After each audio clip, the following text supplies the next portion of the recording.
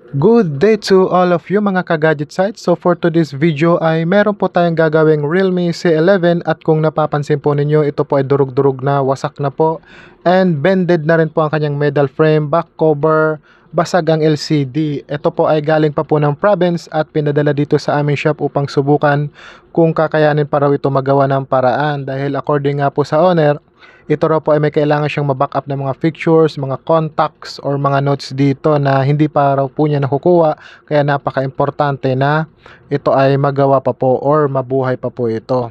Then o nga po pala, sabi ng owner, ito raw po ay nag-charge pa naman dahil nagba-vibrate kapag tina-charge niya at naririnig niya ang tunog. So ito lang po ay patunay na good pa po ang kanyang motherboard. So malaking bagay po yan na tumutunog pa ang isang cellphone kahit wala ng display. Dahil ibig sabihin po niyan, okay pa ang kanyang motherboard. So ang solution po natin dito ay papalitan po natin ang LCD, metal frame, back cover at yung mga parts po na na-damage dito. So ito po ay restoration procedure po, and nag-order po muna kami ng material na gagamitin po dito para magawa or mabuhay po ulit ito na Realme C11 na to. Panoorin nyo po ang video kung paano po tayo mag-restoration ng unit po. So ibig sabihin po nito, pag restoration, ililipat mo natin lahat ng mga pyesa, lahat ng mga material galing dun sa kanyang sirang metal frame papunta po dun sa bagong metal frame po. Doon na natin ililipat yan lahat kasi hindi na po magagamit ang kanyang mga dating back cover and LCD and metal frame. And of course, mga brand new po lahat ang ating ipapalit dito dahil in-order po namin ang mga material na gagamitin po dito.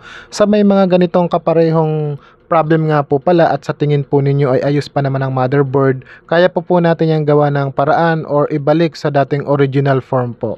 Yun nga lang, ito ay restoration, medyo matrabaho nga lang po talaga dahil papalitan natin ang mga damage dito. So panoorin nyo po ang video kung paano po natin ito gagawin. Then follow nyo po kami sa aming YouTube channel, TikTok account, and Facebook page.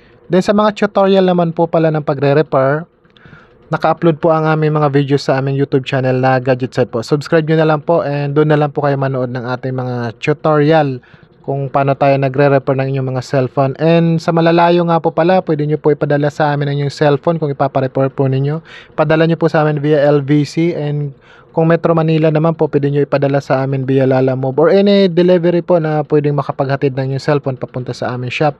And of course, pwede rin po kayo mag-walk-in or pumunta sa aming mismong shop upang makita po ninyo kung paano natin nire-repair ang inyong cellphone, at pwede nyo po yung hintayin. Pero depende po yan sa sira ng inyong unit po. Kadalasan naman po, nahihintay. Kagaya lang po ng mga CPU reballing or mga hindi ganun sobrang kalala po ng mga problem ng cellphone, pwede nyo pong hintayin. Pag malalala na masyado at kailangan na po natin mag-order or bumili ng parts, yun po ay kinakailangan namin ipaiwan. Pero madalas hindi naman po kasi may mga naka-ready naman po kami minsan na mga pyesa na ready na po yun. So pag wala po kaming stock, yun kinakailangan namin magpaiwan ng cellphone para ma-orderan po namin ng material.